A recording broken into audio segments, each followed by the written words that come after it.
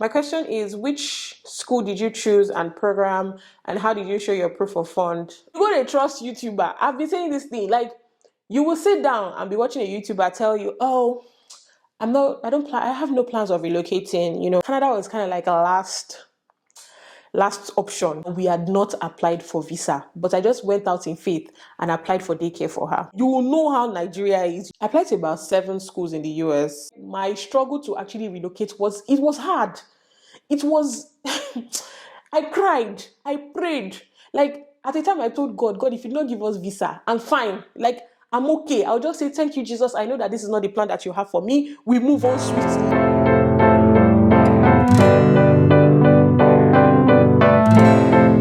What's up, beautiful people? Welcome back to my channel. I'm Bemi Badmus. Thank you so much for stopping by today. God, this it still feels weird because I haven't done this in a while, but yeah, thank you guys for stopping by today, and thank you so much for all the love that you guys have been showing me since I shared that we have relocated and started taking you guys on the journey so far. It's been amazing. Who knew that it would take me relocating to get like people really watching my channel? And I'm so happy, I'm so inspired, I'm so encouraged to do more.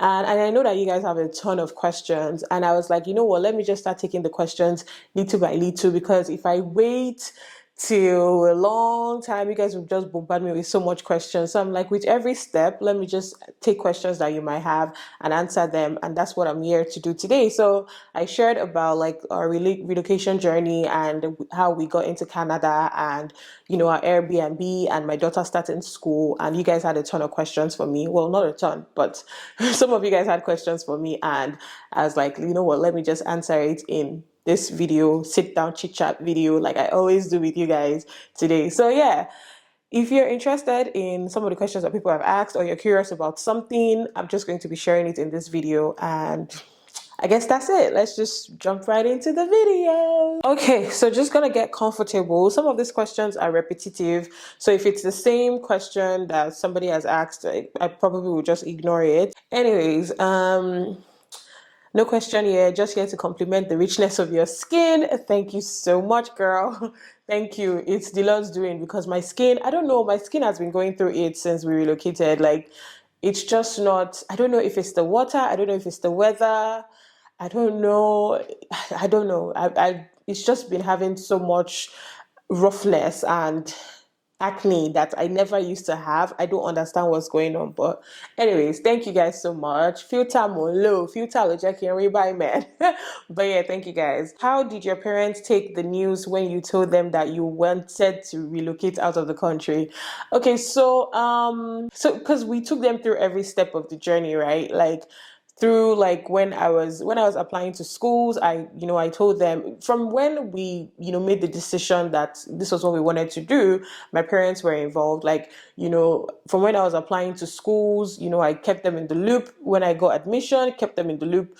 And then applying for visa and things like that, they pretty much knew throughout the journey. So it wasn't like it wasn't shocking. And I guess maybe that's why I don't have a reaction video to telling my parents that I was relocating, or even my friends, because they knew from the get-go that was what we were doing. My dad was a little skeptical, like every parent would be skeptical, that you have a really good job and you want to leave it to go and start all over again.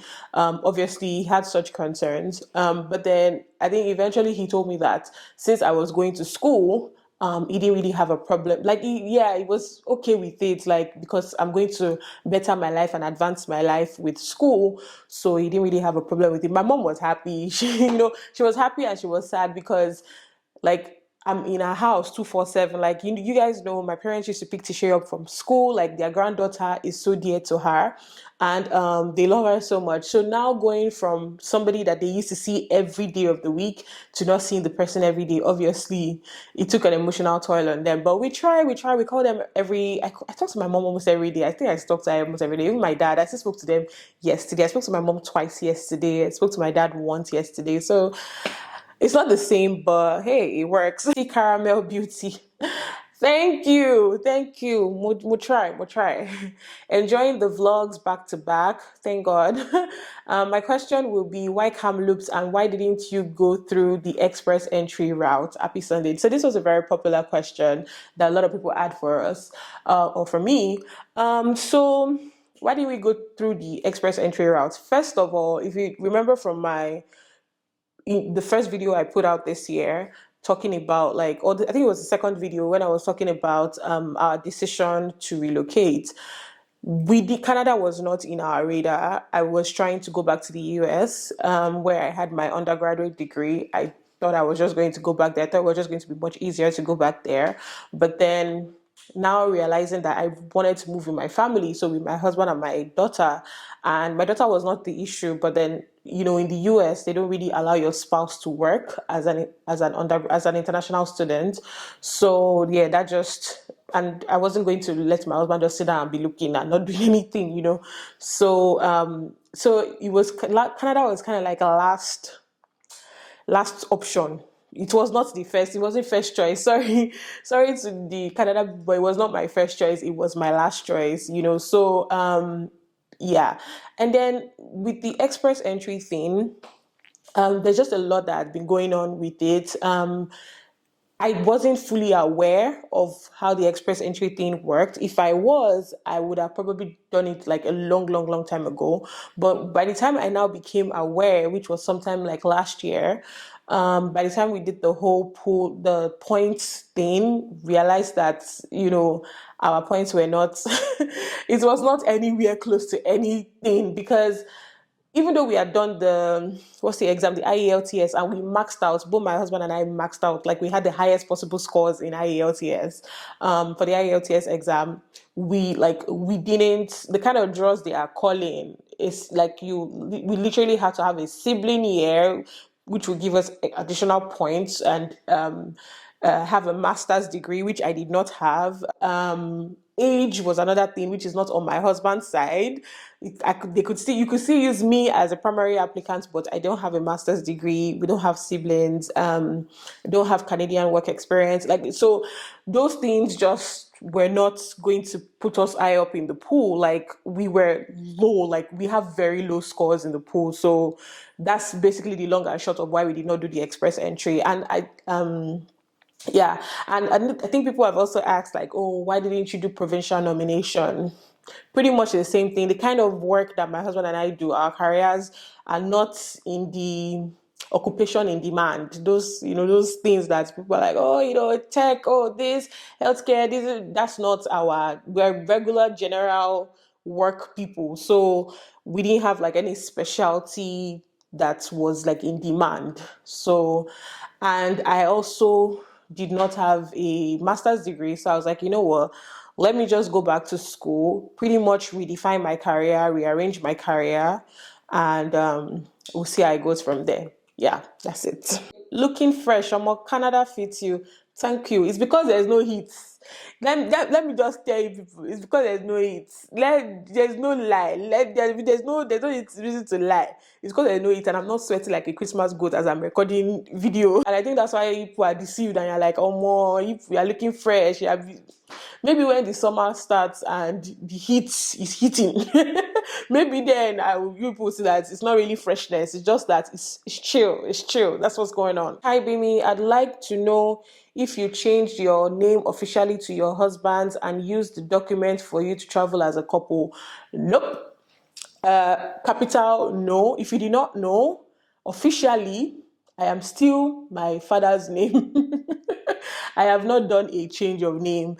And I think it was because I don't even know why have I not done a change of name. I think I discussed it with my husband one time and he was like, you can always do it whenever you want to do it. It's not a big deal. I don't even know. I've just not done a change of name. I think it was not something that was, at the forefront. It wasn't going to matter to me or in anything that I had to do. So just long and short of the answer to your question, no, I'm still bearing my father's name. I did not hyphenate my name. I did not change my name. I haven't done a change of name. As a matter of fact, my international passport, my Nigerian passport that is valid for Okay, I did 10 years. So my Nigerian passport is maybe, I think it's valid for like 8 years now.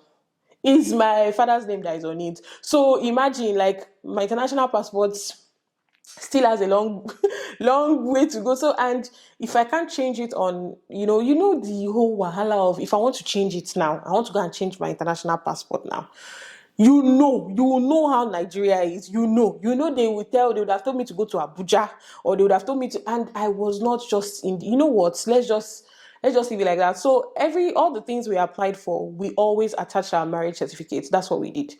Even when my husband was trying to get his work permit, the question they asked us was, are you guys common law partners or you're married? And we said we're married. And the man said, can I see your marriage certificate? And we showed him, like, that's it. And even with things that have to do with Tishe, I just show her birth certificate. That's our daughter. I just show her birth certificate, and it has my name. It's even my name that is boldly written, and her father's name is written somewhere down there. So yeah, I just show her birth certificate. I have a copy of everything on my phone. So I've never had any cause to say I wish I have changed my last name or something. So yeah, I still bear my father's name. My name on my channel is my husband's name, but my official name is still my father's name. I think one of the first videos I ever came across on your channel was about you not wanting to leave Nigeria. What changed? I don't know if I ever made a video of not wanting to leave Nigeria. No. If I did, I probably gave my reasons, and the reasons would have ranged from support system to, I can't live without living with my husband, or I don't know why. Yeah, like, well, let's just assume it ever happened. I don't know, or maybe I was being sarcastic. I didn't want to leave because of my support system, or I didn't want to leave without my husband, or because my job was, very well. I was well paid. But then a lot of things changed, or a lot of things have always been on my mind. And let me just tell you people something. No go they trust YouTubers. Make I just talk down once. Make I just talk am like this. Go they trust YouTuber. I've been saying this thing, like, you will sit down and be watching a YouTuber tell you, oh, I have no plans of relocating. For example, I have no plans of relocating. My life is so good here. I'm enjoying my life. See, things change for people, and they don't owe you any explanations. They are coming here to entertain you in one way or the other. Different things for different strokes for different folks. Somebody might be out there that you're watching, they really don't have any plans of relocating or moving from Nigeria, but they are saving up money to buy a second passport. You are there saying, oh, my favorite YouTuber has no plans of moving. If they can stay, then me too, I can stay. But they are saving up to buy a second passport that would afford them to be able to travel to any country they want to in the world. One. Two, some of them have siblings abroad. These siblings are filing for them. They are filing citizenship in other countries for them. One day you just wake up and see that somebody's sibling has filed, and the person can go to America, or go to Canada, or go to UK, or go to any country easily. My own is sit down, enjoy YouTubers, enjoy the gist, pray for them if you want to pray for them, enjoy, learn whatever you want to learn. But don't let your life decisions be based on somebody that you are watching here. No matter how much you admire the person from heaven to earth, you make your own life decisions based on your own life. You don't make your life decisions based on somebody else. I did not travel, or I did not relocate because people were doing it. It gets why I relocate, and between me and God, we know why. And like, you asked me what changed. So many things changed, if anything changed, and there are things that I've always spoke about on my channel. I hated how things were going for me in my life. I had a good job, fine, but I was not enjoying it. And I was giving somebody an example. My closest friend today, works where I work, and she's fine with it. She held my hand all through my relocation process, all through my, trying to apply for visas, trying to apply for schools. She was praying with me that I would get it, I would get this. She works in the same place, but she's fine with what is going on. It's okay for her, it's okay for her life. She's planning now to apply for visas to come and visit me. She wants to travel to come and visit me. And we understand each other. Like, well, it all depends on everything everybody wants out of life. Everybody wants different things out of life. What I want is different from what you want. Somebody can be earning hundreds of millions and decide to leave everything and start all over again because they know what they want out of life. So doing things just because somebody else is doing it, it's not going to help you attain any kind of life goals. Let's just put that out there. You have to know what you want, and that's what is going to keep you going when things start looking higgy yaga or things start falling by the wayside. I really just had to say that because the question just sparked something in me. And I realized that a lot of people will say, oh, my favorite YouTuber, my favorite content creator, my favorite celebrity, oh, they're not relocating, so I don't have to relocate, or they are relocating, so I want to relocate. You go to trust YouTube, you go to trust content creator, you go to trust man, you go to trust bestie, you go to trust one, just be careful. That's it. That's all I can tell you. Don't watch people and, feel like you know everything about their lives. There's a couple of comments I got on some of my videos, and I'm like, you think you know me, but you really don't. You really think you know me. Somebody said, shut up. You never earned any eight-figure. Wow. You think you know me, but you really don't. People show you snippets of their lives, and how you decide to form an opinion about that person's life just from a 10 minutes, 12 minutes clip. He dey bust my head, he dey bust my brain. I digress. But yeah, answering the person's question, so many things changed. I didn't like how my life was going. I didn't like my career. I hated it. I hated it so much. I want so much more for my life. Like, I see myself in places like United Nations, WHO, World Trade Organizations, places like that. And I knew that the only way I had to do that was to be up there, roll with some other type of people. I've done it rolling with the people I was rolling with or where I was working for years. And I knew that I wasn't going to get what I wanted. And I prayed to God about it, and I got my direction and my leading to do what I want to do. There's nothing wrong with where I used to work. See, I loved where I used to work. Like, I love it. And that was why my struggle to actually relocate was hard. It was, I cried, I prayed. Like, at the time I told God, if you don't give us visa, I'm fine. Like, I'm okay. I'll just say, thank you, Jesus. I know that this is not the plan that you have for me. We move on swiftly, because I just know that at the try, they did not give us visa. God did not want us to go. Maybe we just sit down, they look ourselves and be enjoying our lives. It was so hard for me, because that place was good. I met amazing people. I met good people.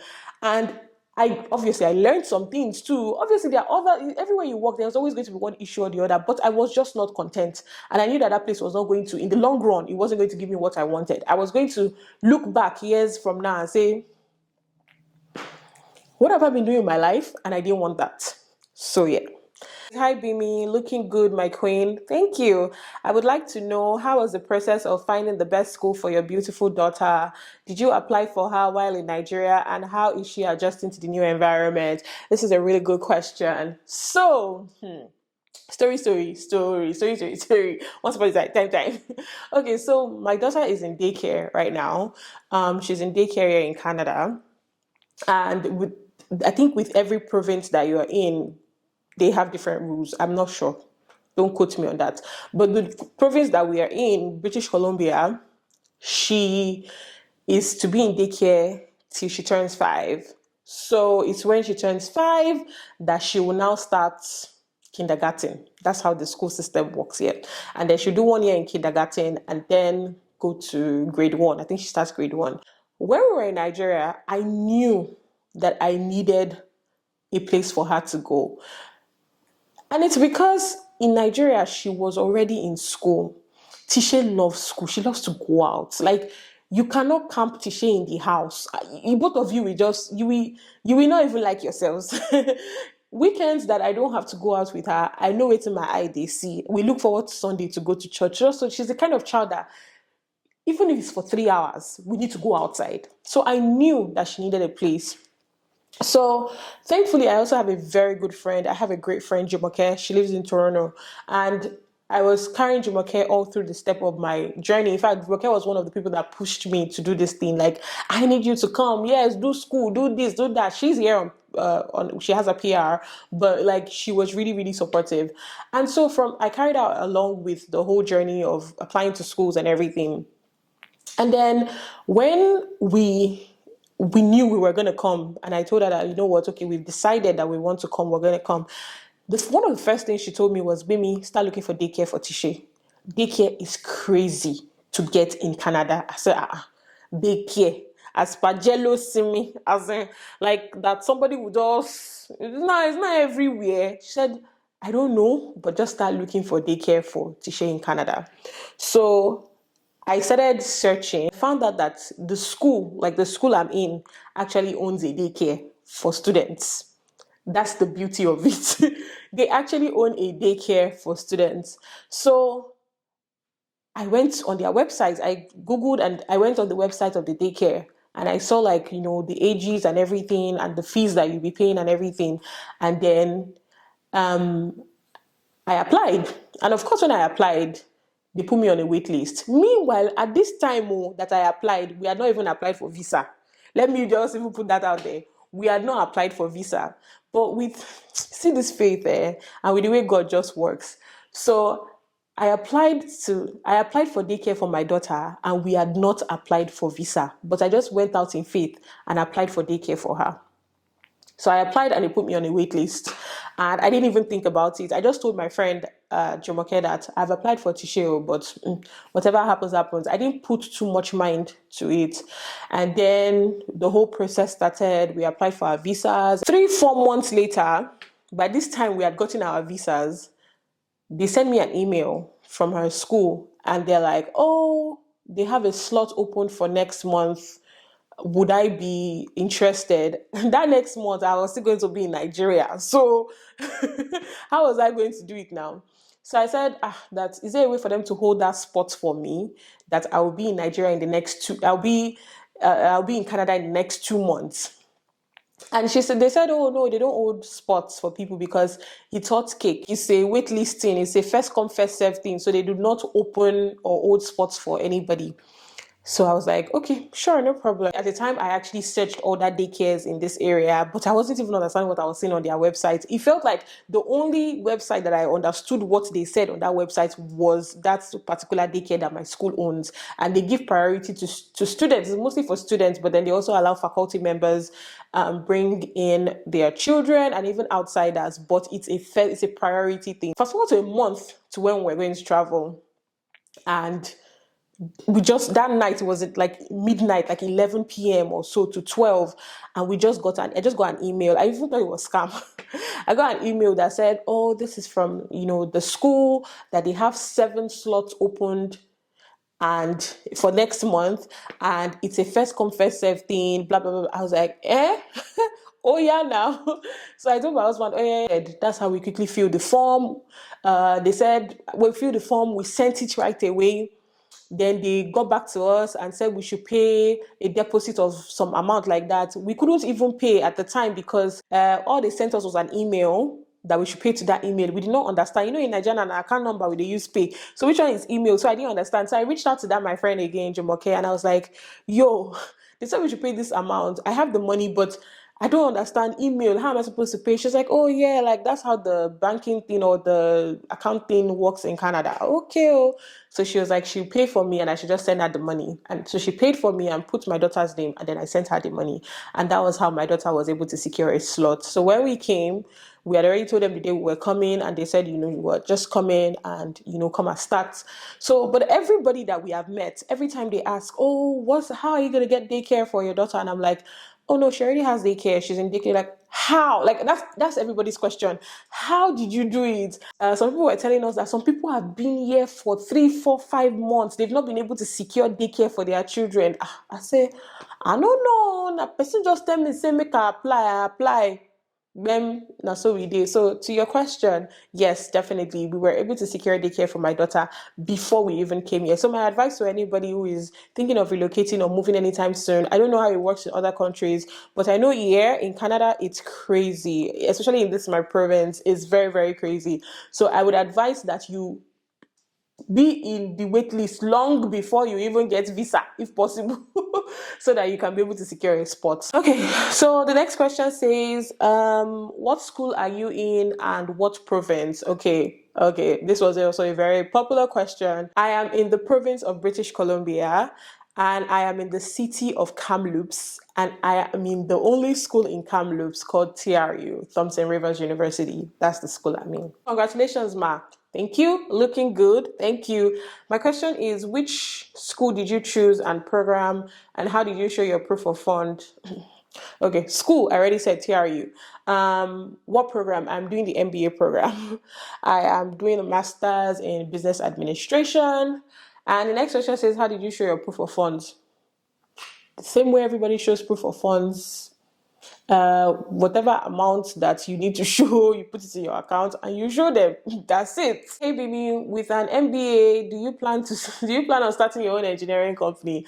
I just have to say, engineering has taken a back burner in my life for now. For now. So me doing an MBA is not because of engineering. I'm actually trying to specialize in two things: information systems and marketing. Like marketing, like anything marketing, like marketing analytics, marketing research analyst, digital marketing, social media marketing, like I'm already doing. Those things interest me so much. So the reason why I'm doing an MBA is to specialize in either anything marketing related, brand marketing, product marketing, marketing research, yeah, and also information systems. That's it. Hi, Bimi. I'd love to know how you selected the school, because Kamloops isn't somewhere known to all. What made you decide to go to that school? Okay, so again, like I said, from the beginning, Canada was not my first option. The US was my first option. So when I was applying to schools, I applied to about 7 schools in the US. I applied to University of California, Berkeley. I applied to Carnegie Mellon. I applied to University of Arizona, University of Delaware, Iowa State University, University of Houston. There was one other school. There was one school in Ohio. Yeah, I applied to 7 schools in America. I got into 5. Yeah, I think I got into 5. I got scholarships into like 3, I think. And then, so when I applied to all those schools, you know, something told me, sure, applied to a school in Canada. I was like, what? Like, that's not even, it's not my plan. It's not even on my radar. And then somebody just said, if it's just apply to just pick one school and apply to. And then I started looking at the schools and the courses that they do. The main programs I applied for MBA and business analytics. That's what I wanted to do. MBA business analytics, MBA information systems. That's what I was applying to all those schools. I didn't get into 2 schools. I didn't get into University of California, Berkeley, and Carnegie Mellon. I didn't get into those 2 schools. Arizona State picked me for the MBA, but not the business analytics. Like, then other schools, I think University of Delaware gave me like was it a 55% scholarship? Iowa State picked me for everything and gave me scholarship. One other school picked me and gave me, I can't remember. Anyways, so I then started looking at the schools in Canada, and not a lot of them were doing MBA plus business analytics. So I knew it was only MBA. So then I looked at the top schools, the Rothman, that's the school in Toronto. I looked at some other big schools, and then I saw that they all wanted GRE or GMAT scores. I had done GRE, but I didn't do so well on it. Like, my scores were not high up there, and I wasn't planning to retake GRE exam. So pretty much just searched for schools in Canada that don't require GRE, and my school came out first. And I was like, okay. At the time, I didn't even know it was in Kamloops. I didn't even know it was in British Columbia. I didn't even know, like I said, I don't know anything about Canada. So I didn't know there were provinces or no province or this or that. I didn't know at the time, and so I just saw my school and I applied. My school was the only school I applied to in Canada. It was after we were sure that we were going, and I started researching Kamloops. That's when I even found out that my school was in BC. And I was like, didn't they say British Columbia is the most expensive province? I did not know. But yeah, the ship had sailed at the time. I guess God knew what he was doing. So this last question that I want to talk about was not asked in the list of questions, but people have been asking me in the DMs for a long time, and I already posted it on my Insta stories, but let me just put it out here too. So people have been asking me if I used an agent or if I did it by myself, and I've said it before in this video and other videos. I used an agent. I used a licensed Canadian immigration consultant. People asked me why I couldn't do it myself. See, I didn't know anything about Canada. If it was US, I was going to do it myself. I already even started doing US myself because I know the terrain very well. Gosh, I lived there for 6 years. I know. But Canada, I wasn't sure, and I didn't want anything that was going to mess anything up. So, and this agent was somebody that I also knew, or that I know, and she lives here in Canada. She's a citizen, everything, and that's what she does. And I know somebody else that has also used her, and they had positive results. So, if you want to do your PR packaging, your provincial nomination, all those things, the agents that I use or the licensed immigration consultant that I use is Todun Consulting. So you can go check them out on Instagram. This video is not sponsored. They did not pay me any money to come and talk here. In fact, I paid my own money. I paid money. I'm sure she's going to be looking at me like, baby, I beg. Because she's the kind of person that she likes to work with one client at a time so that she can focus on who she's, like be meticulous, like, hey, she will focus on you very well, so she's like, this is so that I'm talking like this. She knows that people are going to bombard her. They did not pay me to talk. It's just because of the really good work that she did. I'm just out of the goodness of my heart. I'm like, nah, I need to sing her praises. I need to let the world know about Todun Consulting. Anyways, go check her out. A couple of people already even DM me that they wanted to book consultations with her. That's fine. Go and book on her website or on her Instagram page. Me, don't ask me any question about immigration. I don't know. I didn't know. I didn't know. And I'm not about to even ruin anything that I'm doing here before somebody will see one video and say I'm speaking on behalf of a licensed consultant and I'm not a consultant. I didn't want any wahala. Thank you very much. Anyways, thank you guys so much for watching this video. I hope it answers the whole question or the whole gist. It's just about, what informed our decisions and getting a daycare for my daughter. Those are pretty much the things that we have shown you so far. So I guess as we go along, you guys are going to be having more questions. Just let me know and ask the questions in the comments or leave a message. Somebody has been asking me to make a video on how I apply to schools in the US and how I got scholarships. I probably will do that.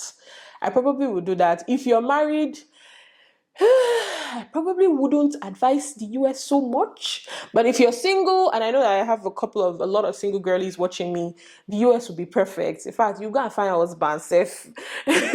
You go to school and then you find a husband. So if you're single, yeah, I would advise, you go to the US. I think things are much easier. Scholarships are easier to get there than here in Canada. And I don't know, to me, personally, maybe when I finish school, I'll come and do a sit-down video, US versus Canada, because I quickly did my undergraduate in US. Now I'm doing my master's in Canada. I'll come and do comparison. But for now, I still prefer the US. I'm not even gonna lie. I'm biased towards the US, but hey, we'll see what God does. Anyways, thank you guys for watching this video. I hope you guys really enjoyed it. Leave a thumbs up in this video, like this video, share with everybody that you know, and I'll definitely see you guys in the next one. Bye!